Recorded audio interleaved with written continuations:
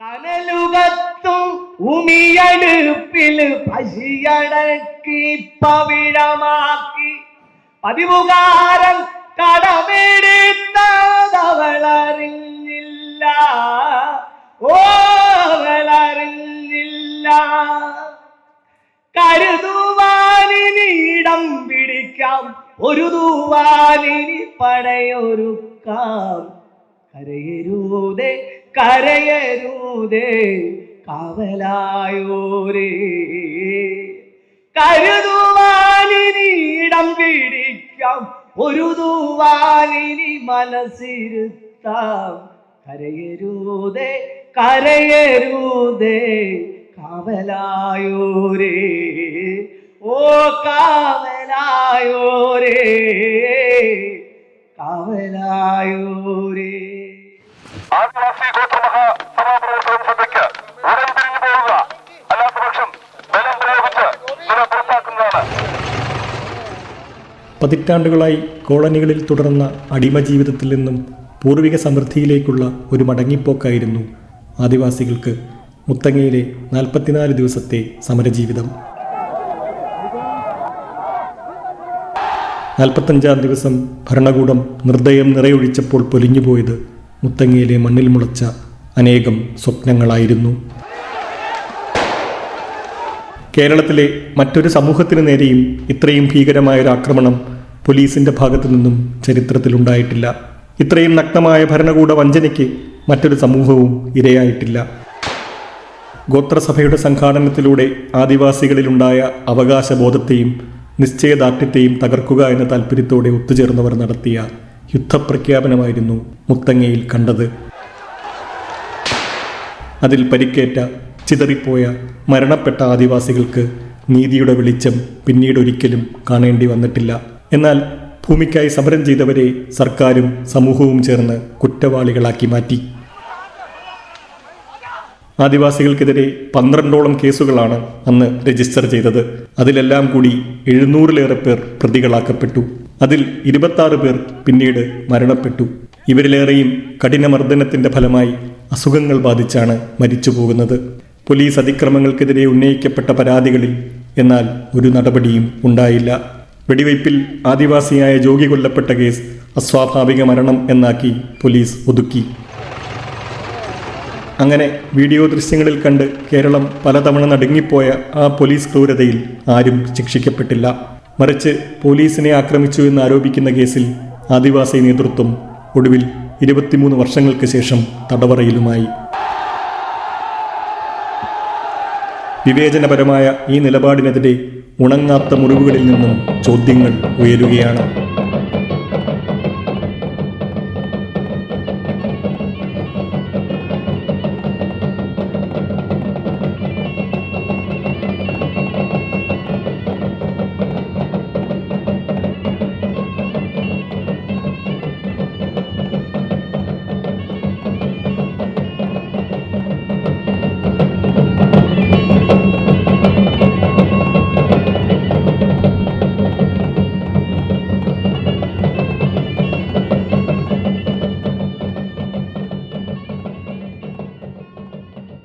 അന്ന് 2 ആളുണ്ടായിരുന്നു. പക്ഷെ അന്ന് അല്ലേട്ടൻ എന്നെ വിവാഹം കഴിച്ചിട്ടില്ലായിരുന്നു.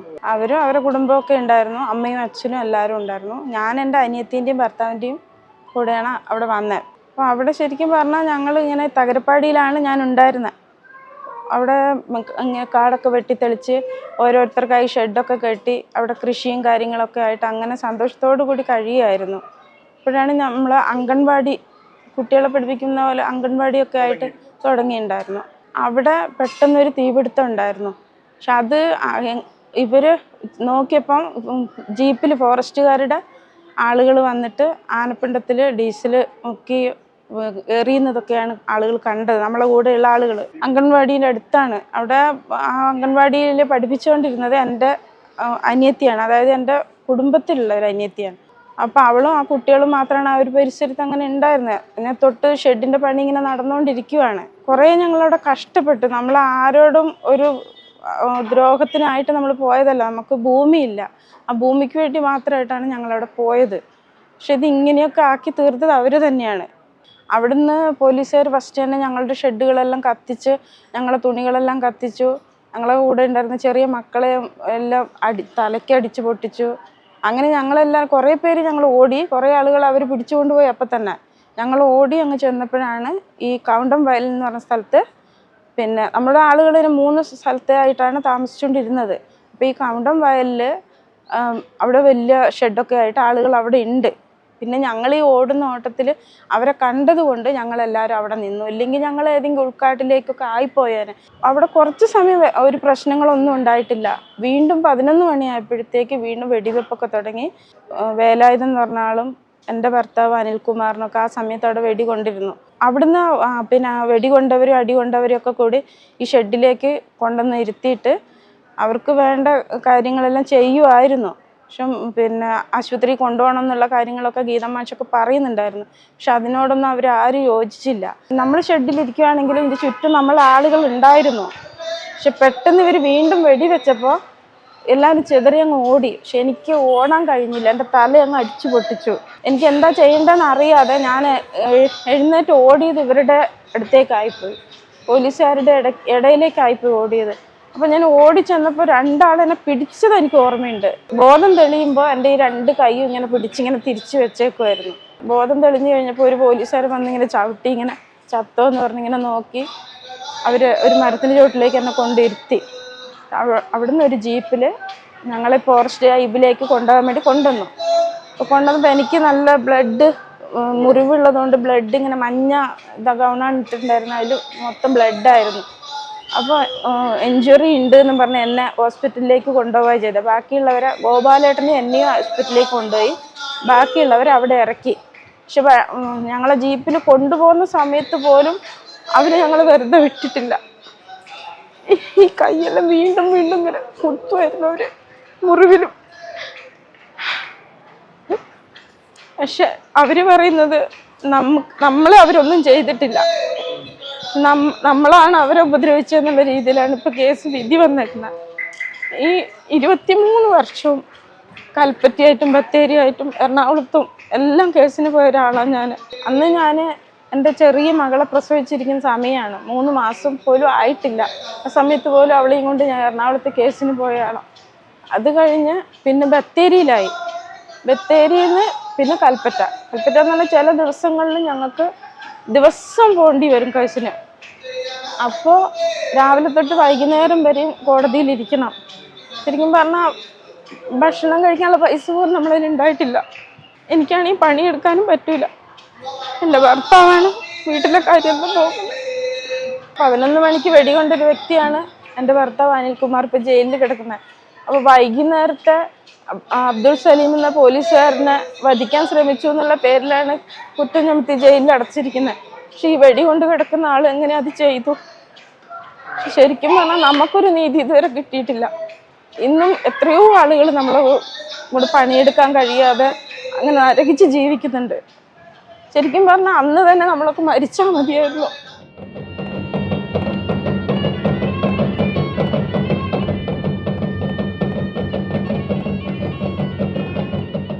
ഇത് സാമൂഹിക പ്രശ്നമല്ലേ, ഇത് സർക്കാരിൽ നിന്നുള്ള ഒരു ഇതായതുകൊണ്ട് ഇത് തള്ളിക്കളയും എന്നുള്ളത് അങ്ങനെയാണ് വിചാരിച്ചിരുന്നത്. കുടിൽകെട്ടി സമരം ഉണ്ടായ സമയത്ത് ബിനു LLB സ്റ്റുഡൻ്റായിട്ട് ലോ കോളേജിൽ പഠിക്കുന്ന സമയമായിരുന്നു. അശോകൻ അവിടെ ഒരു പൊളിറ്റിക്കൽ പാർട്ടി ജനതാദൾ എന്ന് പറഞ്ഞൊരു പാർട്ടിയുടെ പ്രവർത്തകനായിട്ടിരിക്കുന്ന സമയം. അപ്പോൾ ഞങ്ങൾ വേടൻ ഗോത്രം ആൾറെഡി ഞങ്ങൾ ST ആകുന്നതിന് വേണ്ടിയിട്ടുള്ള ഓരോ പ്രവർത്തനങ്ങളുടെ ഭാഗമായിട്ട് നിൽക്കുന്ന സമയമാണ്. ഞങ്ങൾക്ക് അങ്ങനെ ഒരു സാങ്കേതികമായൊരു വിഷയമുണ്ട്. ഞങ്ങൾ കുറച്ച് പേര് SCയും കുറച്ച് പേര് ST കാറ്റഗറിയിൽ ഉൾപ്പെടുത്തിയിരിക്കുകയാണ്.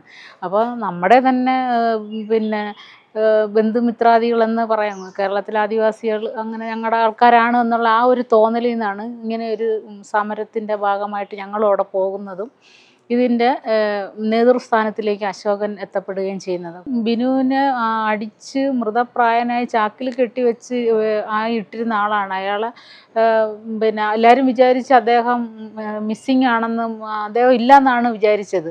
അശോകനും ജോയിയും ഹരിദാസുമായിട്ട് പിന്നെ ബഹളത്തിൻ്റെ ഇടയിൽ ഓടി അവർ 3 പേരും ഒരു ഭാഗത്തുമായി. ബിനു ഇല്ല. പിന്നീട് ഇവർ പിന്നെ ഒളിവ് താമസമൊക്കെ കഴിഞ്ഞ് വന്നതിന് ശേഷമാണ് അറിയുന്നത് ബിനു ജയിലിലുണ്ടെന്ന്. ബിനു മരിച്ചുപോയെന്നാണ് എല്ലാവരും കരുതിയിരുന്നത്. ആ ഒരു അവസ്ഥയിൽ ആണ് അവരിട്ടിരുന്നത്. ആ മനുഷ്യൻ ഒരാളെ ഗീതാനന്ദൻ്റെ നിർദ്ദേശപ്രകാരം വെട്ടിയെന്ന് പറഞ്ഞിട്ട് ഇങ്ങനെ ഒരു കള്ളക്കേസാണ് എന്നുള്ളതിന് വ്യക്തമായ ഇതുണ്ട്. ആ സമയത്ത് ഹോസ്പിറ്റലിലെ കേസ് ഹിസ്റ്ററികൾ എടുത്തു വെച്ച് നോക്കിയാൽ ബിനുവിൻ്റെ ആരോഗ്യസ്ഥിതി എന്താണെന്ന് അറിയാൻ പറ്റും. വേടൻ ഗോത്രത്തിലൊക്കെ ഇത്തരം ഒരു എഡ്യൂക്കേഷൻ ലെവലിലേക്ക് വരുന്നവരൊക്കെ കുറച്ചേ ഉള്ളൂ.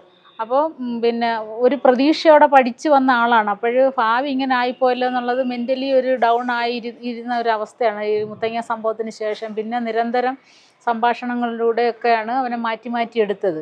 അങ്ങനെ ഇരിക്കുമ്പോഴാണ് ഇവളുടെ കല്യാണാലോചന വന്നതും. ഇവൾ MA B.Ed ആണ്, അനിത MA B.Ed ആണ് സംസ്കൃതത്തിൽ. പക്ഷേ ജോലി ആയില്ല. അങ്ങനെ കല്യാണാലോചന വന്നത് വീണ്ടും ഒരു വേടൻ ഗോത്രത്തിൻ്റെ ഒരു സമരപ്പന്തലിൽ വെച്ച് ഒരു മുത്തങ്ങ സമര നായകനാണ് എന്ന് പറഞ്ഞിട്ട് ഇയാൾ പിന്നെ ജയിൽവാസമൊക്കെ അനുഷ്ഠിച്ചിട്ടുള്ള ആളാണ് എന്ന് അറിഞ്ഞു വെച്ചുകൊണ്ട് തന്നെയാണ് അയാളുടെ ജീവിത സഖിയായിട്ട് വന്ന സ്ത്രീയാണ്. അപ്പോഴും ഒരുപാട് സ്ട്രഗിൾ ചെയ്ത് തന്നെയാണ് അവൾ ജീവിതത്തിലേക്ക് തന്നെ വന്നത്. മാസത്തിലോ 3 മാസത്തിലോ ഒരിക്കലൊക്കെ ഇങ്ങനെ നിരന്തരം കേസിന് പോകലും അങ്ങനെയൊക്കെയായി. പിന്നെ കുട്ടികൾ തന്നെ അവരെ കല്യാണം 2004 കഴിഞ്ഞെങ്കിലും വീണ്ടും കുറേ വർഷങ്ങൾക്ക് ശേഷമാണ് മോനും പിന്നീടും 5 വർഷത്തിന് ശേഷമാണ് മോളും ഉണ്ടായത്. മോൻ 10ാം ക്ലാസ്സിലും അവൾ 5ാം ക്ലാസ്സിലും ആയതേ ഉള്ളൂ. ലൈഫിൽ അവർ ഫിനാൻഷ്യലി ഒരു വിധത്തിലും അവർക്കൊരു പുരോഗതി ഇല്ല. 2 പേരും അവൾ പിന്നെ ചിക്കൻ സ്റ്റാളിൽ ചിക്കൻ കട്ട് ചെയ്യാൻ പോകും. പിന്നെ അവരുടെ അമ്മയ്ക്കൊരു ചെറിയൊരു നമ്മുടെ കോളനിക്കകത്ത് തന്നെ ചെറിയൊരു ചായക്കടയുണ്ട് ബിനുവിൻ്റെ അമ്മയ്ക്ക്. അവിടുത്തെ വരുമാനവും കൂടെയാണ് അവർ ജീവിക്കുന്നത്. ബിനു ഇടയ്ക്ക് കഠിനമായ ജോലിയൊന്നും കുട്ടിക്ക് ചെയ്യാൻ പറ്റില്ല. ഇത് ചുമടെടുക്കാനൊക്കെ പോയിട്ട് പറ്റുന്നില്ല കാലിൻ്റെ പ്രശ്നം കൊണ്ട്. ബിനു നമ്മുടെ അവിടെയുള്ള പിള്ളേർക്കൊക്കെ അവിടെ കോളനിയിലുള്ള കുട്ടികൾക്ക് ഇംഗ്ലീഷ് ഭാഷയിൽ ഇത് ബുദ്ധിമുട്ടുള്ളവരൊക്കെ രക്ഷകർത്താക്കൾ ബിനുവിനെ വിളിച്ചിരുത്തിയാണ് ഗ്രാമർ ക്ലാസ്സൊക്കെ കൊടുക്കുന്നത്. നന്നായിട്ട് പഠിപ്പിക്കാനൊക്കെ ഉള്ള എല്ലാ കപ്പാസിറ്റിയൊക്കെ ഉള്ള ഒരാളാണ്. നല്ല ഇൻ്റലക്ച്വലായിട്ട് നല്ല അറിവും ബോധമൊക്കെ ഉള്ള ആളാണ്. പക്ഷേ ഈ ഒരു അവസ്ഥയിലോട്ട് ബിനുവിൻ്റെ ലൈഫിനെ കൊണ്ടാക്കിയത് അയാൾ ആ ഫോറസ്റ്റ് കള്ളസാക്ഷി പറഞ്ഞിട്ട് തന്നെയാണ്. അതുപോലെ തന്നെയാണ് അശോകനെ ഇപ്പം എല്ലാവരും കൂടെ ചേർന്നിട്ട് അശോകനാണ് ആ പോലീസുകാരനെ വെട്ടിയെന്ന് പറഞ്ഞിട്ട് ആ കൊലക്കുറ്റ അശോകൻ്റെ തോളിൽ വെച്ച് കൊടുത്തു. ഒരു 20 വർഷം കഴിഞ്ഞാൽ കാലം എങ്ങനെയാണ് സാർ അടയാളപ്പെടുത്തുന്നത്? മുത്തങ്ങ സമരത്തിൻ്റെ കൊലയാളിയാണ് അശോകനെന്ന്. ഗീതാനന്ദനും ബിനുവും കോയാലിപ്പര രമേശനും കൊലയാളികളാണെന്ന്, അല്ലെങ്കിൽ അവർ കൊലപാതകം ചെയ്യാൻ വേണ്ടിയിട്ട് ഒരാളെ ഉപദ്രവിച്ചുവെന്നും പിന്നീട് അശോകൻ ഒരു പോലീസിനെ വെട്ടിക്കൊന്നു എന്നൊക്കെയാണ് കാലം അടയാളപ്പെടുന്നത്. അവൻ്റെ മക്കളുടെ ഒരു അവസ്ഥ, കൊലയാളിയുടെ മക്കളെന്ന് അറിയപ്പെടേണ്ടവരാണ് ഈ കുഞ്ഞുങ്ങൾ. കൊല ചെയ്യാൻ പ്രേരണ കൊടുത്തവൻ്റെ അല്ലെങ്കിൽ അങ്ങനെ ആക്കപ്പെട്ടവൻ്റെ മോളെന്ന് സൗഹൃദ വലയത്തിൽ അറിയപ്പെടേണ്ട കുട്ടിയാണ് ഇത്. ഫുൾ A+ വാങ്ങുന്ന മോളാണ്. ഞങ്ങൾക്കൊക്കെ ഇതൊക്കെ ഭയങ്കര വേദനയാണ്.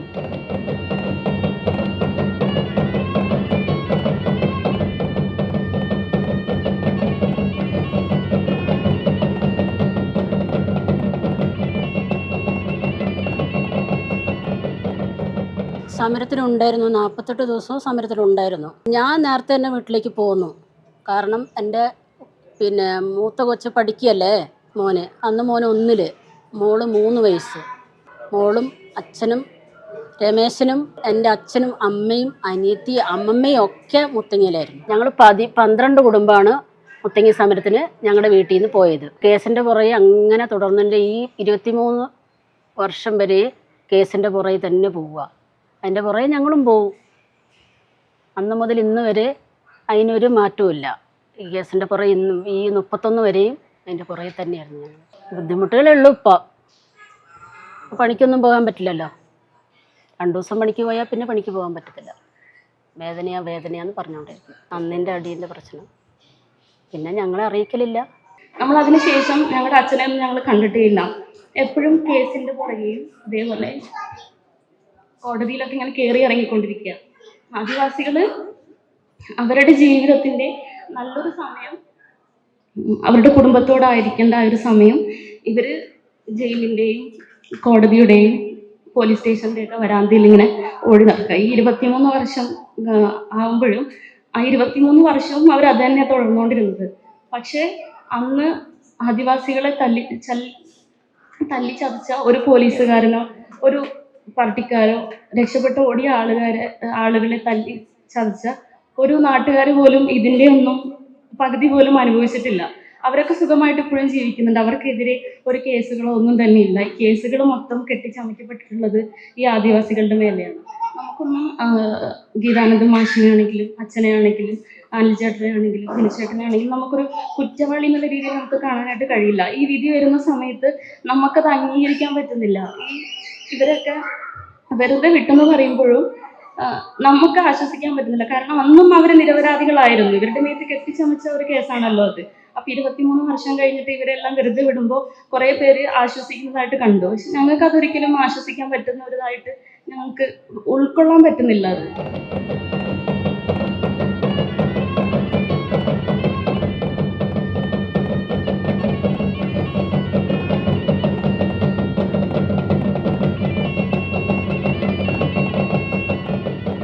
ആ സമയത്ത് എനിക്ക് 5 വയസ്സൊക്കെ ഉണ്ടാവും. പിന്നെ ഞങ്ങളവിടെ ഭൂമിക്ക് വേണ്ടി പോയതാണ്. പിന്നെ എനിക്ക് ഓർമ്മയുള്ളതെന്ന് വെച്ചാൽ പിന്നെ ബാലവടിയിലൊക്കെ എന്നെ കൊണ്ടാക്കുന്ന ആ ഇതൊക്കെ ഓർമ്മയുണ്ട്. സമരഭൂമിയിൽ ഞങ്ങൾക്കൊരു ബാലവടി ഉണ്ടായിരുന്നു മക്കൾക്ക്, കുഞ്ഞുമക്കൾക്ക്.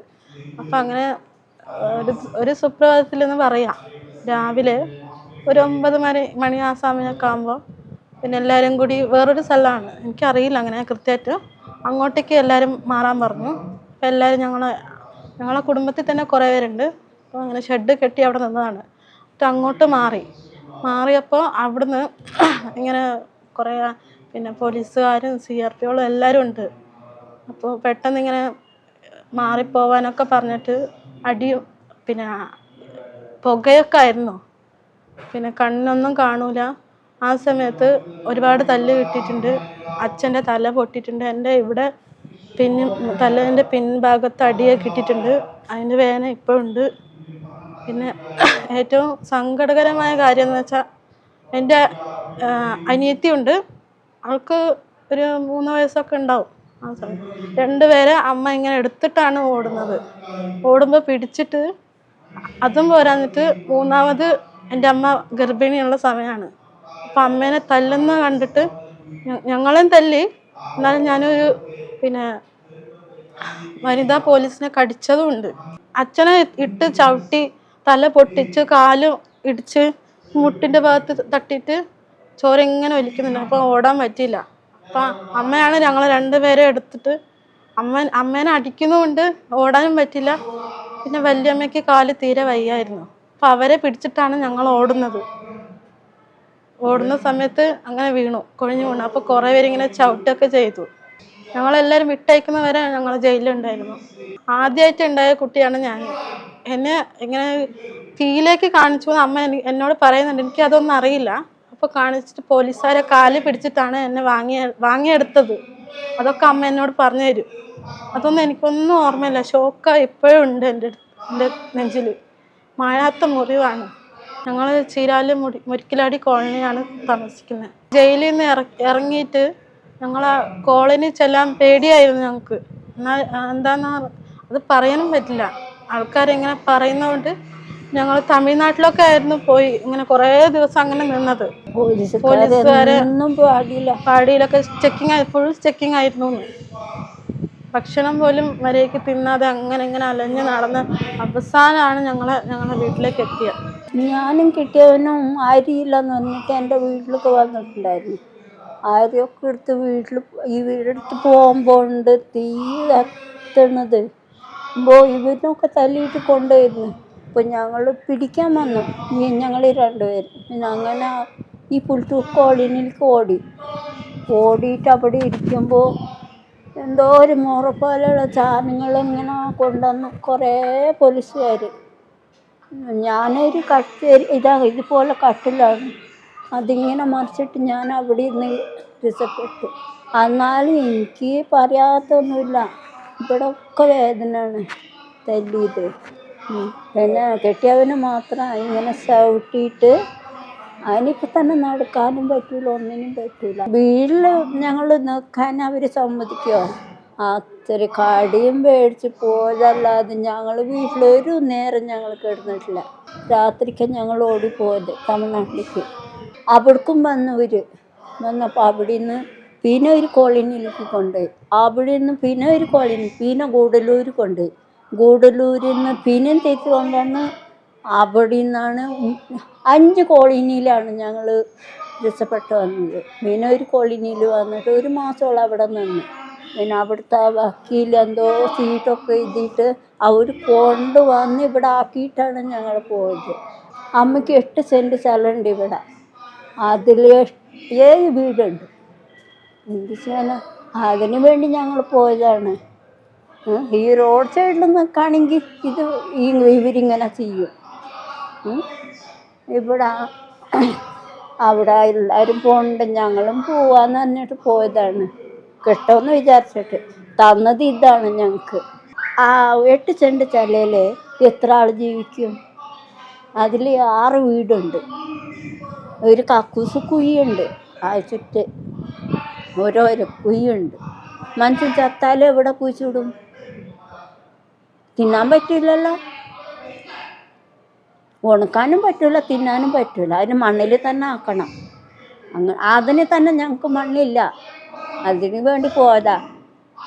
അലക്കുന്ന വെള്ളം ഒഴുകി പോയ ഒരു ചേട്ടന്റെ പറമ്പാണ് ഞങ്ങളെ വീടിന്റെ അതിര്. അങ്ങോട്ട് പോയി അത് അറിയാത്തൊന്നുമില്ല. ഇപ്പൊ അയാള് പിന്നെ വയസ്സായതുകൊണ്ട് അങ്ങനെ കുഴപ്പമില്ല. പണ്ടൊന്നും കോഴിനെ വളർത്താൻ പറ്റില്ല, ഒന്ന് നമ്മള് പറമ്പിൽ കൂടെ എന്തെങ്കിലും വളർത്തി നമ്മൾ പോവുമല്ലോ, വന്നിട്ട് വഴക്കായിരുന്നു. കോഴിന് ഞങ്ങൾ ബുദ്ധി പറയാൻ പറ്റില്ല. ആ പ്രശ്നം നടക്കുമ്പോൾ 3 ദിവസത്തിന് മുമ്പാണ് ഞങ്ങൾ അവിടേക്ക് പോയത്. പോയി കഴിഞ്ഞിട്ട് 3 ദിവസം അവിടെ നല്ലോണം കൂടി. കുട്ടി ചെറുപ്പമായത് കൊണ്ട് ഞാൻ ആദ്യം കൊണ്ടുപോയിട്ടില്ല. പിന്നെ അവിടെ പോയി 3 ദിവസം കഴിയുമ്പോൾ പിറ്റേന്ന് രാവിലെ 4ാമത്തെ ദിവസം ഒരു 9 മണിയാകുമ്പോൾ ഇങ്ങനെ ഓരോ ആൾക്കാർ വരുന്നുണ്ടായിരുന്നു. വന്നിട്ട് പിന്നെ ഇവിടെ കുറേ വാലണ്ടിയർമാരൊക്കെ ഉണ്ടായിരുന്നു, അവരോട് പറഞ്ഞു. അങ്ങനെ പറഞ്ഞപ്പോൾ ഞങ്ങൾ രാവിലെ കഞ്ഞിയൊക്കെ വെച്ച് കുടിക്കാൻ നേരത്താണ് ഇവർ വന്നത്. പിന്നെ ഞങ്ങൾ എന്താക്കി, ഇപ്പം കുടിക്കണ്ട, വന്നിട്ട് കുടിക്കുക എന്ന് വിചാരിച്ചിട്ട് പോയി ഞങ്ങൾ തകരപ്പാടിയിലാണ് കേട്ടോ നിന്നത്. പിന്നെ അങ്ങോട്ട് പോയി, അംഗൻവാടീൻ്റെ അവിടെ പോകുമ്പോണ്ട് കുറേ വണ്ടികളൊക്കെ നിറഞ്ഞു നിൽക്കുന്നു. പിന്നെ പോയി നോക്കുമ്പോൾ പിന്നെ അവിടെ പറഞ്ഞു നമ്മളെ പിടിച്ചുകൊണ്ടോ, അതിനിങ്ങനെ പോലീസുകാരൊക്കെ വന്നിട്ടുണ്ട്. പിന്നെ അവർ വിളിച്ചാൽ കീഴടങ്ങണമെന്ന് പറഞ്ഞാൽ അങ്ങനെ ചെയ്യണം. പിന്നെ എന്തൊക്കെ ആവും നമുക്കത് അറിയാൻ പറ്റില്ല എന്നൊക്കെ പറഞ്ഞു തന്നിട്ട് ഞങ്ങളവിടെ വലവാടി കൂടി കഴിഞ്ഞിട്ട് ഒരു 9 മണി വരെ ഇങ്ങനെ ഓരോന്ന് വിളിച്ച് ഉണ്ടായിരുന്നു. വിളിച്ച് പറഞ്ഞിട്ട് പിന്നെ ലാസ്റ്റ് ഒന്നിച്ചങ്ങനെ കയറി വന്നപ്പോൾ നേരത്തെ മോള് പറഞ്ഞില്ലേ ആ ചേച്ചി, ഈ ചേച്ചീനും പിന്നെ എൻ്റെ അച്ഛനും എൻ്റെ അമ്മമ്മേനും ഇവരെ ആദ്യം പിടിച്ചു കഴിഞ്ഞപ്പോൾ ഞങ്ങൾ എന്താക്കി, ഇവരെ നോക്കിക്കൊണ്ടിരിക്കുക. പിന്നെ എൻ്റെ കിട്ടിയവന് വന്നിട്ട് അടുത്ത് നിന്നിട്ടുണ്ടായിരുന്നു കുട്ടീനെ എടുത്തിട്ട്. ഈ ആൾക്കാർ എൻ്റെ അടുത്ത് വന്നപ്പോൾ ഇത് കുട്ടീനെ എടുത്തിട്ട് ഓടി. എനിക്ക് കുട്ടി എൻ്റെ കയ്യിൽ കിട്ടിയില്ല. ഞാൻ ഇവരെ തിരിഞ്ഞു നോക്കുമ്പോണ്ട് ഇവരെ നല്ലോണം മർദ്ദിച്ച് ചവിട്ടി തല്ലി ഇതൊക്കെ ചെയ്തിട്ട് അവിടെ വലിച്ചെറിഞ്ഞു. അപ്പോൾ ഇത് കണ്ടോണ്ടിരുന്നിട്ട് പിന്നെ എൻ്റെ അടുത്തേക്ക് ആൾ വന്നപ്പോൾ ഞാൻ ഓടി നോക്കുമ്പോണ്ട് കുട്ടീനെയും കാണുന്നില്ല, ആരെയും കാണുന്നില്ല. ഒന്നും കിട്ടിയിട്ടില്ല. ഞങ്ങൾക്ക് ഇപ്പോൾ ഭൂമിയും കിട്ടണം, ഞങ്ങളെ ഭാഷയ്ക്ക് നീതിയും കിട്ടണം.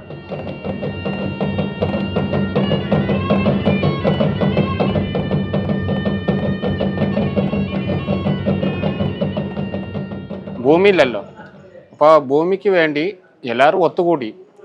അങ്ങനെ ഒത്തുകൂടിയിട്ട് എന്തായാലും നമ്മൾ പുനർജന്മയാ, മണ്ണിൻ്റെ ആവശ്യമാണ്. അങ്ങനെ പറയുമ്പോൾ നല്ല കാര്യമല്ലേ. എനിക്ക് ഒന്നാമത് ഭൂമിയില്ല, 1.5 മാസം നിന്നു. അപ്പോൾ എൻ്റെ മക്കളൊക്കെ ചെറുപ്പമായിരുന്നു, 5 വയസ്സ് തന്നെ ഇല്ല. അപ്പോൾ എൻ്റെ വൈഫെന്ന് പറയുമ്പോൾ ഗർഭിണിയായിരുന്നു. ആ സമയത്ത് തകരപ്പാടിയായിരുന്നു ആദ്യം, അവിടെ തന്നെയായിരുന്നു, വേറെ മാറിയില്ല. അങ്ങനെ 3 സെക്ഷനായിരുന്നു ആളുകൾ. പിന്നെ പൊൻകുഴി, അമ്പൂത്തി, പിന്നെ തകരപ്പാടി. അങ്ങനെ അവിടെ കുടിൽ കെട്ടി അങ്ങനെ നിൽക്കുമ്പോൾ 9 മണിക്കാണ് ഈ നമ്മൾ കുടിയൊഴിപ്പിക്കാൻ വേണ്ടി പോലീസായിരുന്നു വരുന്നത്. ആദ്യം നമ്മൾ മുത്തങ്ങ എന്ന് പറയുമ്പോൾ നമ്മൾ ആദിവാസി തന്നെയായിരുന്നു. അവിടെ ഇപ്പോൾ വാസന്മാർ അവർ എന്താക്കി നമ്മളെ തീ പിടിപ്പിച്ചിട്ട് വെറും തെരപ്പക്കാടാ, ഗ്രാൻഡീസും തെരപ്പിയാണ്. അപ്പോൾ അതിൽ തീ കൊളുത്താൽ എന്തായാലും തീ പളരും. അങ്ങനെ ഇവർ ആനപ്പിണ്ടി വെച്ച് തീ കൊളുത്തി. അത് ഞങ്ങൾ ബാണ്ടേഴ്സിനുണ്ടായിരുന്നു ആ സമയത്ത് ഒരു 7 ആൾ. എന്നിട്ട് ഇവർ കണ്ടുപിടിച്ച് അവരെ അന്ന് രാത്രി പിടിച്ചിട്ട് കെട്ടിയിട്ടിരുന്നു. നമ്മൾ പുറത്ത് കളക്ടറും ഈ മനുഷ്യരും ഇവരൊക്കെ അറിയാൻ വേണ്ടി ഒരു ദിവസം അവിടെ ആൾട്ടാക്കി ചെയ്തിട്ട് പിറ്റേന്ന് ഇവർ വന്നു, കളക്ടറൊക്കെ വന്നിട്ട് പറഞ്ഞു കുറ്റം ഇപ്പോൾ ഇതിൻ്റെ അങ്ങോട്ട് ഒന്നുമില്ല, ഒരു സംഭവം ഇല്ലെന്ന് പറഞ്ഞിട്ട് അവിടുന്ന് മടങ്ങിയിട്ട് പിറ്റേന്നാണ് നമ്മളെ കുടിയൊഴിപ്പിച്ചത്.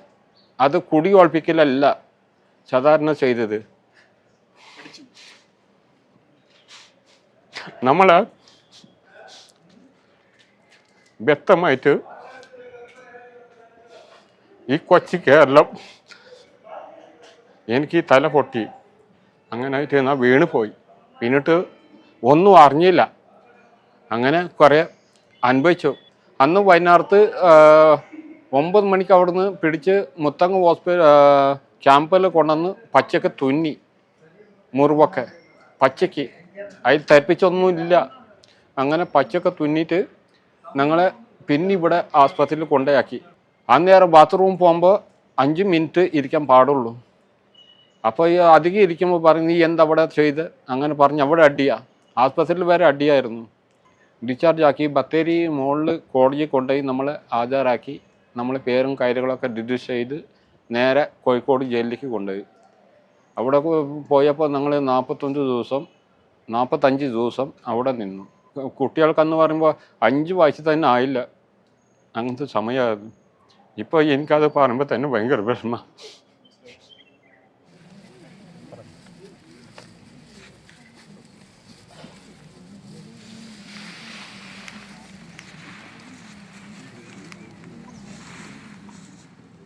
എനിക്ക് 14 വയസ്സുള്ളപ്പോൾ നമ്മുടെ CK ജാനേച്ചിയും നമ്മുടെ ഗീതാനന്ദൻ മാഷും ഞങ്ങൾ വീട്ടിലേക്ക് വരികയും ഈ സമരത്തെ കുറിച്ച് അച്ഛനുമായി സംസാരിക്കുകയും ചെയ്തിട്ടുണ്ടായിരുന്നു. അച്ഛൻ്റെ കൂടെ ഞാനും ഈ സമരത്തിലേക്ക് പോയി. അവിടെ നടന്ന സംഭവങ്ങളെല്ലാം ഞാൻ എൻ്റെ കണ്ണുകൊണ്ട് കണ്ടതാണ്. ഈ മുത്തങ്ങയിൽ 2 ദിവസവും ഈ നടന്ന സമയത്ത് ഞാൻ അവിടെ ഉണ്ട്. നമുക്കൊരു നീതി വേണ്ടേ? നമുക്കറിയാം 23 വർഷമായി എൻ്റെ അച്ഛൻ മുത്തങ്ങ വെടിവെപ്പിന് മരിച്ചിട്ട്. അന്നവർ FIR ഇട്ടതല്ലാതെ ഒരു അന്വേഷണമോ ഇതുവരെയായിട്ട് വന്നിട്ടില്ല. സാധാരണ ഒരു FIR ഇട്ടാൽ ഈ കേസിൻ്റെ അന്വേഷണത്തിന് വരണ്ടേ? ഇവരാരും ഇതുവരെയായിട്ടും വന്നിട്ടില്ല. നേരെ മുത്തങ്ങയ്ക്ക് വാ,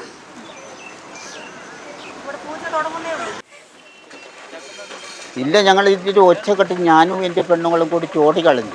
ഓടി ഏതോ പിറ്റേ ദിവസം ഞങ്ങൾ ഇങ്ങനെ ഈ ബസ്സിൻ്റെ ഇരപ്പൊക്കെ കേട്ടിട്ട് ഓരോ റോഡിൻ്റെ ഇങ്ങനെ ഭാഗത്തേക്ക് അങ്ങനെ വന്ന് പിന്നെ റോഡ് സൈഡിലെത്തിയപ്പോൾ പോലീസുകാർ നമ്മളെ പിടിച്ചിട്ട് പിന്നെ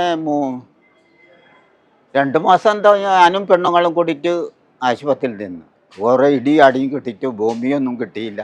ഇതുവരെ അങ്ങനെ പോകുന്നു. ഇപ്പോൾ സുഖമെടുക്കാനും പണിയെടുക്കാനൊന്നും പറ്റൂല. എല്ലാവരും അടി കിട്ടി, പെണ്ണുങ്ങളും കിട്ടി. പെണ്ണുങ്ങളല്ലേ നമ്മളെ വിവരമല്ലേ കൊണ്ടുപോയേ കണ്ണൂരിലേക്ക്. എല്ലാം കൊണ്ട് പേടിച്ചു പോയി, ഇതായിപ്പോയി. എല്ലാവരും വന്ന് പോലീസുകാരും അല്ലാത്ത ഇതന്നെ ഇതാക്കിയത്, അടിച്ചോടിച്ച് ഇതൊക്കെ നാശാക്കി, കുറേ വെടിയൊക്കെ വെച്ച് ഇതാക്കി. ഷെഡിൻ്റെ ഉള്ളിലുണ്ടായി, വെടിയിൽ വെച്ച് ചെറിയപ്പോൾ എല്ലാം ഇട്ടച്ച് പോയി കളി, പുറത്ത് പോയി കളി. പിന്നെ ഒന്നും അറിഞ്ഞുകൂടാ. കുടുംബം ഉണ്ടായിരുന്നു, കുടുംബമൊക്കെ പോലീസുകാർ പിടിച്ചു കളഞ്ഞു. മോനും ഉണ്ടായിരുന്നു, മോളും ഉണ്ടായിരുന്നു. മോന് 1 വയസ്സ് പ്രായം ഉണ്ടായിരുന്നു, 1.5 വയസ്സ് പ്രായം. മോക്കൊരു 3 വയസ്സ് പ്രായം ഉണ്ടായിരുന്നു. പിന്നെയും പിടിച്ചു, ഇവിടെ മലലക്ഷ്മിയിൽ നിന്ന് പിടിച്ചു. 3 മാസം ജയിലിൽ 40 ദിവസം ജയിലുണ്ടായി. കുടുംബം ഇവിടെ അവരും കോഴിക്കോട് തന്നെ ഉണ്ടായി. പിന്നെ കുറേ കഴിയുമ്പോൾ അവരെ വിട്ടു. അവരൊക്കെ അറിയാണ്ടായി പോയി. ജയിലിലുള്ള കാര്യമൊന്നും അറിയത്തില്ലായിരുന്നു. കുറേ കഴിഞ്ഞിട്ട് അറിഞ്ഞു.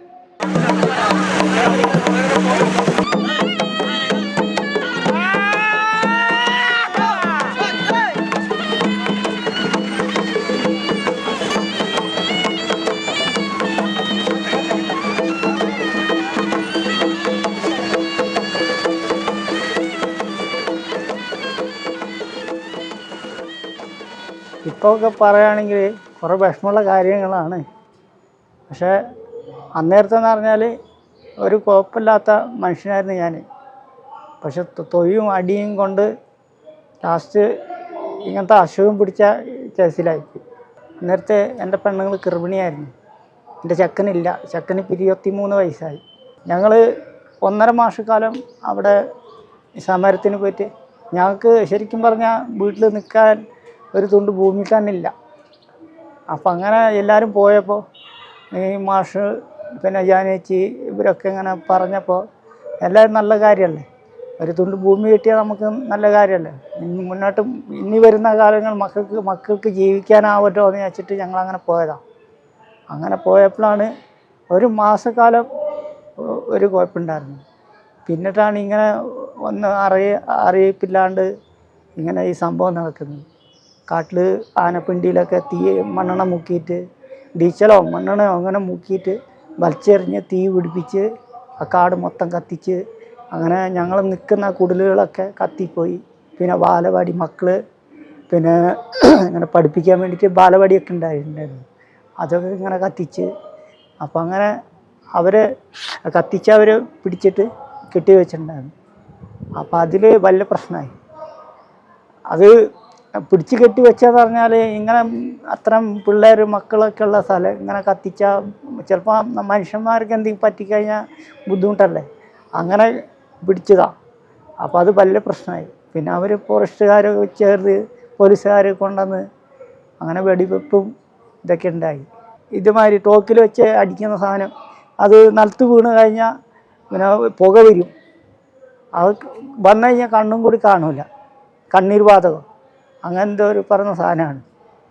അതും കൊണ്ടൊക്കെ വെടിവെച്ചിട്ട് പിന്നെ എൻ്റെ പെങ്ങളെ ഏറ്റളയ പെങ്ങൾ അവൾ വയറ്റിൽ നിന്നൊക്കെ തട്ടിയിട്ട് വയറൊക്കെ പൊള്ളിയിട്ടുണ്ടായിരുന്നു.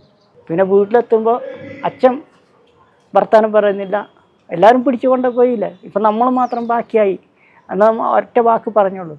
അങ്ങനെ ബോധം കെട്ടി വീണ് പിന്നെ മുഖത്തൊക്കെ വെള്ളം തളിച്ച് കുറഞ്ഞ് പിന്നെ കുറച്ച് ഇതായി, അത്രേ ഓർമ്മയുള്ളൂ. പിന്നെ അങ്ങനെ തമിഴ്നാട്ടിൽ പോയി അവിടം വേറെ തിരഞ്ഞു വന്നു ഞങ്ങൾ.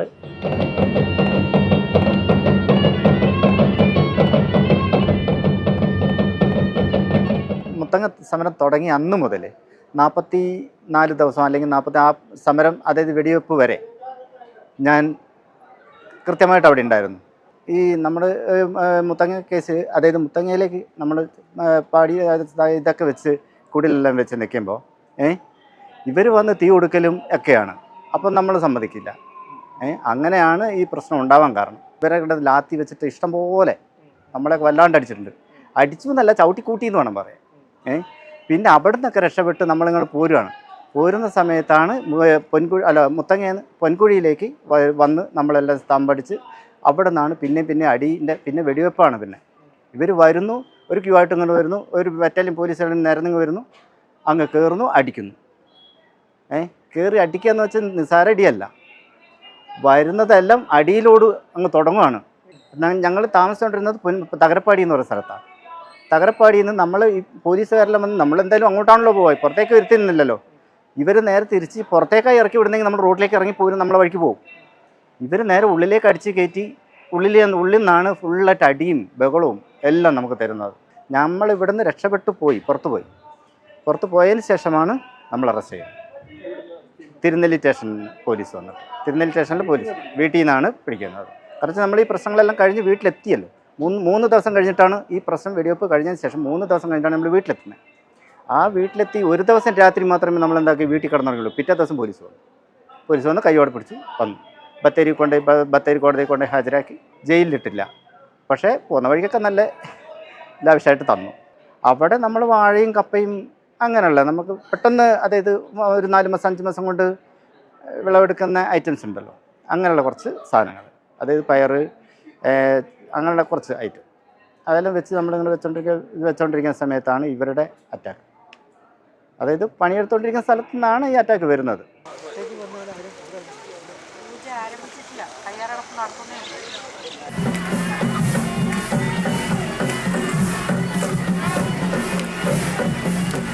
മുത്തങ്ങ വെടിവെപ്പിൽ ഞാൻ ഇല്ല, വെടിവെപ്പിന് ശേഷമാണ് വരുന്നത്. വെടിവെപ്പിന് ശേഷം ആളുകൾ ഹോസ്പിറ്റലിലായി, ബഹുഭൂരിപക്ഷം ആളുകൾ ഹോസ്പിറ്റലിലാണ്.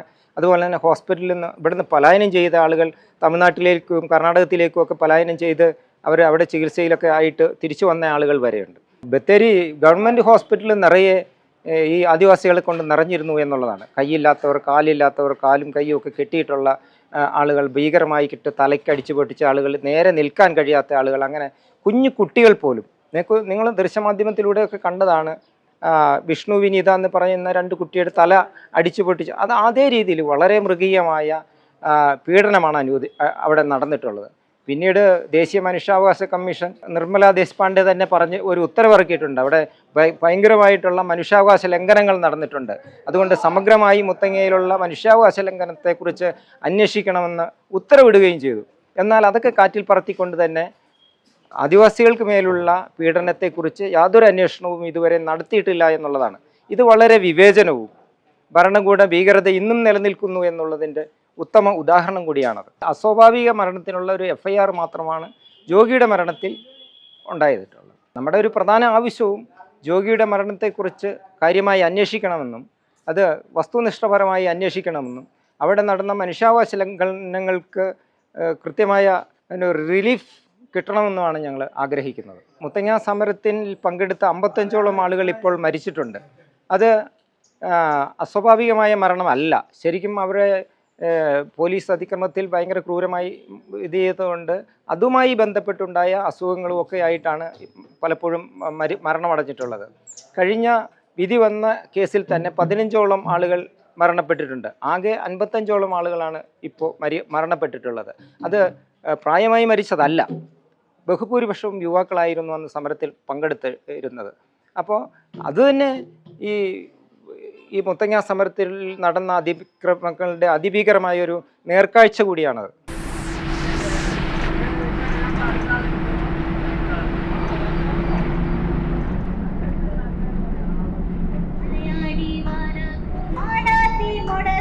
മണ്ണെടുപ്പ പോഞ്ചോളൂ മലയാടി വാരാത്തു മാടാത്തി മുടത്തി മണ്ണെടുപ്പ പോഞ്ചോളൂ മാനുപില്ലു മയക്കുവ മാടാത്തു കുയലന പുള്ളിച്ചിന മിനറിഞ്ചോ ലെല്ലേ ലേലേ ലല്ലി ലല്ലി ലേലിലോ ലല്ലിലേ ലല്ലിലേലോ ലെല്ലേ ലേലേ ലല്ലി ലല്ലി ലേലിലോ ലല്ലിലേ ലല്ലിലേലോ മലയാടി വാരാത്തു മാടാത്തി മുടത്തി മണ്ണെടുപ്പ പോഞ്ചോളൂ മാനുപില്ലു മയക്കുവ മാടാത്തു കുയലന പുള്ളിച്ചിന മിനറിഞ്ചോ കീരു കീരു കീരാണ്ടെ കിണ്ണാ കീര് പോലെ കുണ്ടുമേ കുണ്ടു പാടിയേ പാറെ പാറെ പരച്ചേല പാറേല കുയലന കോര കെട്ടി കൊടുത്തവളൂ റേഷൻ കാർഡിൽ പോയിട്ട് ഞങ്ങളൊക്കെ പിന്നെ കാട്ടുകൂടി ഓടി ഓടി ഓടി അടിയൊക്കെ കൊണ്ട് തല്ലും കൊണ്ട് ഓടി പിന്നെ ഞങ്ങളൊക്കെ പൂട്ടിക്ക് കൊണ്ടുപോയി വട്ടേരി ചേലിട്ടു അടിച്ച്. ഞാനും എൻ്റെ കുട്ടികളും ഇവിടുന്ന് ഞങ്ങൾ 4 കുടുംബന്മാരെ പോയിട്ടുള്ളൂ. പിന്നെ അപ്പുറത്ത് 3 കുടുംബം, ഇവിടെ 4 കുട്ടികളും. എത്ര കച്ചരപ്പിച്ചത്, എത്ര ആൾക്കാർ അടിക്കാൻ ഞങ്ങൾ നിന്നില്ല. പിന്നെ അപ്പോഴേക്ക് ഓടി തടി ഊരി. ഞങ്ങൾ ഇവിടുന്ന് ഒരു 5 കുടുംബം കാട്ടുവൈക്ക്, മുത്തങ്ങന്ന് കാട്ടുവൈക്ക് തന്നെ ഞങ്ങൾ തടി ഊരി. ചോവിരാൻ തന്നില്ല അവിടെ പോലീസുകാർ വന്നിട്ട്. ഇവിടുന്ന് അപ്പുറത്തുനിന്ന് ആളൊക്കെ പിടിച്ചു കൊണ്ടുപോയി കുറച്ച് ദിവസം കൊണ്ടുപോയി ഇട്ടിട്ടുണ്ടായിരുന്നു. ഇവിടെ ഒരു ചെക്കനുണ്ട്, അതാ ചെക്കനാ ആ ചെക്കനില്ലേ, ആ ചെക്കൻ്റെ അച്ഛൻ മരിച്ചു പോയി, ചെക്കൻ മാത്രമേ ഉള്ളൂ. ആ ചെക്കൻ്റെ അച്ഛനൊക്കെ നല്ല അടി കിട്ടിയതാണ് പോലീസുകാരുടെ കയ്യിൽ നിന്ന്. പിന്നെ ഇവിടെ പോകാത്ത ആൾക്കാരൊക്കെ ഇവിടെ നിന്നു. അപ്പം അവരുടെ ഒക്കെ പിന്നെ വീട്ടിൽ വന്നിട്ട് പകലൂടെ അതിരിയൊക്കെ വന്നിട്ട് അടിച്ച് പിടിച്ച് കൊണ്ടുപോയി. പുറത്ത് ഇറങ്ങി പോകാൻ പറ്റില്ല. ഇവിടെ കുറേ ആളൊക്കെ ഉണ്ട്, ഒക്കെ പോയില്ലേ. വെള്ളി ഒന്ന് നാറണ്, പിന്നെ ഒന്ന് ഇതാ ഈ വീട്ടിലില്ല, എൻ്റെ അനിയാണ്. അവരൊക്കെ പോകാത്ത ആളുകളൊക്കെ കൊണ്ടുപോയി. പക്ഷേ 5 ഏക്കർ എന്നല്ലേ പറഞ്ഞിരിക്കുന്നത്. 5 ഏക്കറിൽ എന്തെങ്കിലും ഒരു കൃഷി ചെയ്യാനൊക്കെ അളന്ന് തരുവാണെങ്കിൽ പിന്നെ ഞങ്ങൾ എന്തെങ്കിലുമൊക്കെ ചെയ്യിക്കൊണ്ടേ, പട്ടിണി കിടന്നാലും കഞ്ഞിയും വെള്ളം ഇല്ലാതെ എന്തെങ്കിലും ചെയ്യിക്കൊണ്ടേ. പക്ഷേ ഞങ്ങൾക്ക് അന്ന് അളവും തന്നില്ല, കണക്കുമില്ല, അങ്ങനെ ആയിപ്പോയി. ബത്തേരി സ്റ്റേറ്റിൽ കൊണ്ടുപോയി, കണ്ണൂർ സ്റ്റേറ്റിൽ കൊണ്ടുപോയി. അവിടെ കുറേ പിന്നെ വിഷം നിന്നു. പിന്നെ അവിടുന്ന് കൊണ്ടുവന്നു, പിന്നെ അവിടെ പനിമാറ്റമൊക്കെ കൊണ്ടുവന്നു. പിന്നെ കുട്ടികളെയും അമ്മമാരെയും എല്ലാവരെയും ഒക്കെ അവിടെയൊക്കെ കൊണ്ടുവന്നു. ഒരു 3-4 ദിവസം അവിടെ നിന്നു. പിന്നെ ഞങ്ങൾ അവിടുന്ന് വീട്ടിലൊക്കെ പറഞ്ഞു വിട്ടു. പിന്നെ അല്ലാത്ത കാര്യം എനിക്ക് ഓർമ്മയില്ല, ഒക്കെ ഓർമ്മ പോയി, ഒന്നും പറയാനും കിട്ടില്ല. അത് ഞങ്ങൾ ഇങ്ങോട്ട് വരാൻ ഒരുങ്ങുമ്പോഴാണ് ഈ കച്ചറെല്ലാം ഉണ്ടായിരുന്നത്. അപ്പം ഞങ്ങളിങ്ങനെ പിന്നെ കച്ചറ ഉണ്ടായപ്പോൾ ഞങ്ങൾ ഓടിയപ്പോൾ എനിക്ക് ഓടാൻ പറ്റില്ലല്ലോ. കുറച്ച് നേരം ഇവിടുന്ന് അവിടെ വരെ ഓടി. അപ്പം ഞാൻ അവിടെ വീണു. അപ്പോൾ കെട്ടിയനോട് ഞാൻ ഓടാൻ പറഞ്ഞതാണ്. അപ്പോൾ കെട്ടിയനെ എന്നെയും കൊച്ചിനെ ഇട്ടിട്ട് ഓടാൻ പറ്റില്ല. അങ്ങനെ ഞങ്ങൾ അവിടെ വീണിട്ട് കെട്ടിനെ നല്ലോണം അടിച്ചിട്ടുണ്ടായിരുന്നു. പിന്നെ എൻ്റെ വയറ്റിലൊക്കെ അടി കിട്ടി, പിന്നെ എൻ്റെ കൊച്ചിന് അടി കിട്ടി. പിന്നെ അവിടുന്ന് പിടിച്ചിട്ട് ഞങ്ങൾ മുത്തങ്ങ കൊണ്ടുപോയിട്ട്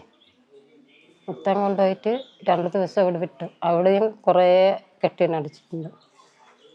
എന്നിട്ടാണ് ജയിലിൽ കൊണ്ടുപോയത്. കണ്ണൂരിൽ നിന്ന് അവിടുന്ന് കൊണ്ടുവന്നിട്ട് ഇവിടെ പനമരത്ത് ഇവിടെ ക്യാമ്പിലുണ്ടായിരുന്നു ഒരു 5 ദിവസം. മോനും 1.5 വയസ്സുള്ള മോനും അടി കിട്ടി. കെട്ടിയനിപ്പോൾ പണിയെടുക്കാനൊന്നും ആവില്ല, നടുവേദനയാണ്. ജീപ്പിൽ നിന്ന് ഇറങ്ങിയപ്പോൾ ഒക്കെ, ബസ്സിൽ നിന്ന് ഇറങ്ങിയപ്പോൾ ഒക്കെ അടിയാണ് കെട്ടിയന്.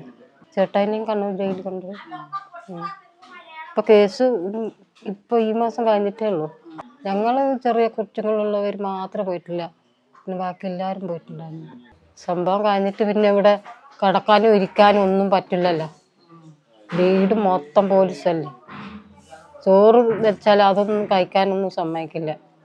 അത്രേ അറിയുള്ളൂ. ഇപ്പം മറന്നുപോയി, എത്ര കൊല്ലമായി എന്നറിയാം. കുട്ടിനിക്കിപ്പോൾ 25 വയസ്സായി, 1.5 വയസ്സുള്ള കുട്ടിക്ക്.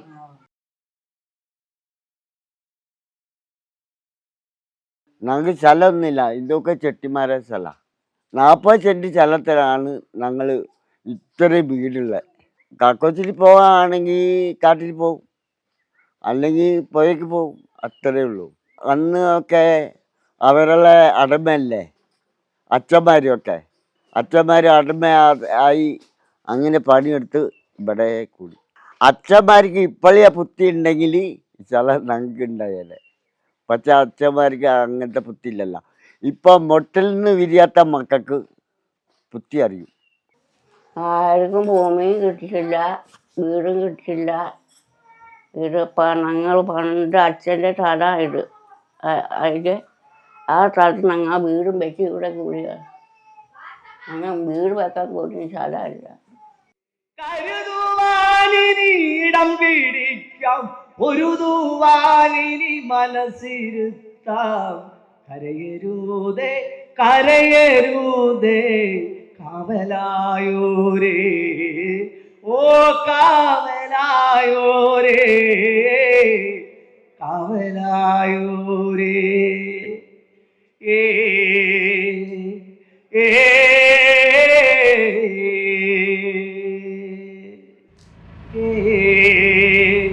ഏ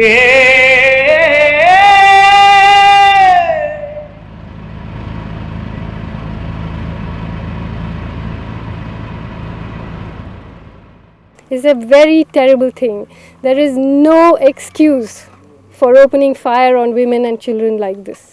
There is no argument. There is absolutely no reason for this to have happened. And if it had happened to anybody other than Adivasis, all of you know what would have happened.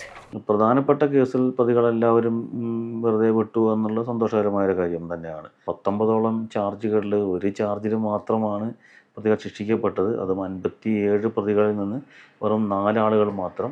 അതിൽ തന്നെ ഒരു പ്രതിക്കെതിരെ മാത്രമേ കണ്ടെത്തലുണ്ടായിട്ടുമുള്ളൂ. ബിനു എന്ന ഇപ്പോൾ 3-ാം പ്രതിക്കെതിരെ മാത്രമേ കോടതി ഡയറക്റ്റായിട്ട് കുറ്റകൃത്യം ഉൾപ്പെട്ടതായിട്ട് കണ്ടിട്ടുള്ളൂ. അതേസമയം മറ്റ് 3 പ്രതികളെ ഗൂഢാലോചന കുറ്റം ആരോപിച്ചിട്ടാണ് ശിക്ഷിച്ചിട്ടുള്ളത്. ഈ കേസിൽ CBI നടത്തിയ അന്വേഷണത്തിൽ ഒരുപാട് അപാകതകളുണ്ട്. അതിൽ അവർക്ക് അശോകനെയും ഗീതാനന്ദനെയും പ്രതിയാക്കണം എന്ന ഒരു മുൻകൂട്ടിയുള്ള തീരുമാനത്തോടു കൂടി നടത്തിയ അല്ലെങ്കിൽ പൂർത്തീകരിച്ചൊരു അന്വേഷണമായിട്ടേ നമുക്ക് കാണാൻ കഴിയുള്ളൂ. അതിൽ പല സാക്ഷികളുടെ മൊഴികളിലും വലിയ വൈരുദ്ധ്യങ്ങൾ കാണുന്നുണ്ട്. ആ ഷെഡിൽ 300ഓളം ആളുകളുണ്ട്. ഇതിന് പുറമേ നിന്നുള്ള ആളുകൾ അവിടെ വന്നിട്ടുണ്ട്. ആളുകൾ വരികയും പോവുകയും ചെയ്യുന്നുണ്ട്. ഈ അശോകൻ എന്ന ആൾ പോലീസുമായിട്ടൊരു മീഡിയേഷൻ സംസാരിച്ച ആളാണ്. മധ്യസ്ഥ ശ്രമം അവസാനം വരെ നടത്തിക്കൊണ്ടുപോയി അതിൽ പരാജയപ്പെട്ട് നിരാശനായി പോയവരായിട്ട് മനസ്സിലാക്കുന്നത്. അദ്ദേഹം പത്രലേഖകരുമായിട്ട് സംസാരിക്കുന്നുണ്ട്. അപ്പോൾ അത്രത്തോളം അവിടെ പൊതുവായി വിസിബിളായി നിന്ന ഒരാൾ പിന്നീടൊരു ഘട്ടത്തിൽ വിനോദിനെ വെട്ടിക്കൊല്ലുമെന്ന് പറയുമ്പം അത് വിശ്വസിക്കാൻ ഇപ്പം പ്രയാസമുള്ള കാര്യമാണ്. വളരെ നിർഭാഗ്യകരമാണ് വിനോദ് കൊല്ലപ്പെട്ടു എന്നുള്ളത്. അതൊരു യാഥാർത്ഥ്യവുമാണ്. പക്ഷേ ആരാണ് വിനോദിനെ കൊന്നത് എന്നത് സംബന്ധിച്ച് നിലവിൽ CBI കൊണ്ടുവന്ന തെളിവുകൾ അപര്യാപ്തമാണ്. ആ തെളിവുകൾ പോരാ.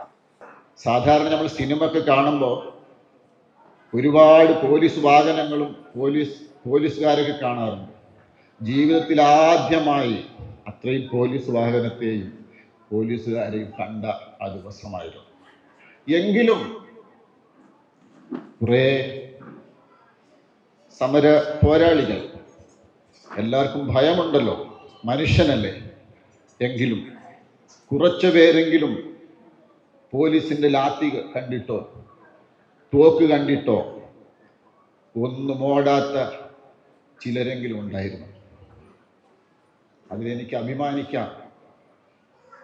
ആ ഓടാതെ മുൻപിൽ നിന്ന ഒരു വ്യക്തി എന്ന ഒരു വല്ലാത്ത ഒരു അഭിമാനം എൻ്റെ ജീവിതത്തിലുണ്ട്. എനിക്കത് തുറന്നു പറയാം. കാരണം ചരിത്രം കുറിക്കപ്പെട്ടു മുത്തങ്ങ സമരം. ഈ മുത്തങ്ങ സമരത്തെക്കുറിച്ച് എന്തെങ്കിലും നമ്മുടെ തലമുറ പഠിക്കുകയാണെങ്കിൽ അതിനൊരു പേര് ബാലിൻ്റെയും കൂടെ. അന്ന് ഞാൻ ഉറച്ചു നിൽക്കുമ്പോഴും വേദനകരമായ സങ്കടം ഞാൻ പറയാം. എൻ്റെ ഭാര്യ മീന വിടും. എനിക്ക് 2 മക്കളാണ്. അന്ന് 2 മക്കൾ, ആകെ 4 പേരാണ്. എങ്കിലും 2 മക്കൾ ആ സമരത്തിന് പങ്കെടുത്തിരുന്നു. എൻ്റെ അമ്മ, അച്ഛൻ, എൻ്റെ ചേച്ചി, അളിയൻ, 2 കുഞ്ഞുങ്ങൾ. സാധാരണ വലിയൊരു പട വരുമ്പോൾ നമ്മുടെ കുടുംബത്തെ സംരക്ഷിക്കാൻ എല്ലാവരും തയ്യാറാവും. അവരൊക്കെ കൂട്ടി ബാക്കോട്ട് ഓടാനും മറഞ്ഞു പോകാനല്ലേ എല്ലാവരും വിചാരിക്കത്തുള്ളൂ. പക്ഷെ എൻ്റെ മനസ്സിൽ വന്നൊരു ചിന്ത, ഞാൻ നമ്മുടെ സഹോദരങ്ങൾക്ക് വേണ്ടി പറയുക, അതെൻ്റെ ഹൃദയത്തിൽ വന്ന ചിന്ത, കുടുംബത്തെ ഓർമ്മയില്ലാഞ്ഞിട്ടല്ല, അന്ന് എൻ്റെ മനസ്സിൽ വന്നൊരു ചിന്ത ഞാൻ പറയാം.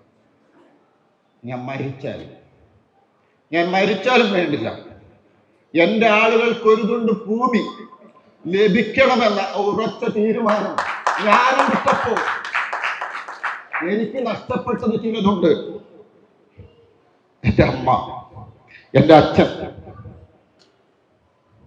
അവരൊക്കെ പോലീസിന്റെ അടികൊണ്ട് വേഗത്തിൽ മരണപ്പെട്ടു. ഒരുപാട് കാര്യങ്ങൾ ഇനി പറയാനുണ്ട്. എങ്കിലും ഭൂമിക്ക് വേണ്ടി സമരം ചെയ്യുന്ന നിങ്ങൾ ഓരോരുത്തർക്കും വേണ്ടി ഞാൻ എഴുതിയ ഒരു 2 വരി പാട്ടും കൂടി ഈ സദസ്സിന് വേണ്ടി സമർപ്പിച്ചുകൊണ്ട് ഞാൻ വാക്കുകൾ നിർത്തിക്കുന്നു. ഒരു കാല ഇവയൊക്കെ ഞങ്ങളെ കയ്യിലെ കുഞ്ഞുനാടും ഉത്തപ്പെ മാരിച്ചോര നീരാക്കി തന്ന നാടു. ഒരു കാല ഇവയൊക്കെ ഞങ്ങളെ കയ്യിലെ കുഞ്ഞുനാടും ഉത്തപ്പെ മാറി ചോര നീരാക്കി തന്ന നാടു ഇന്നു കാണി കുഞ്ഞുനാടും ഇന്നു കാണി ഇന്നു കാണി കുഞ്ഞുനാടും ഇന്നു കാണി വന്നവരൊക്കെ പിടിച്ചു പറിച്ചു എങ്കള മണ്ണു വന്നവരൊക്കെ പിടിച്ചു പറിച്ചു എങ്കള മണ്ണു. Thank you.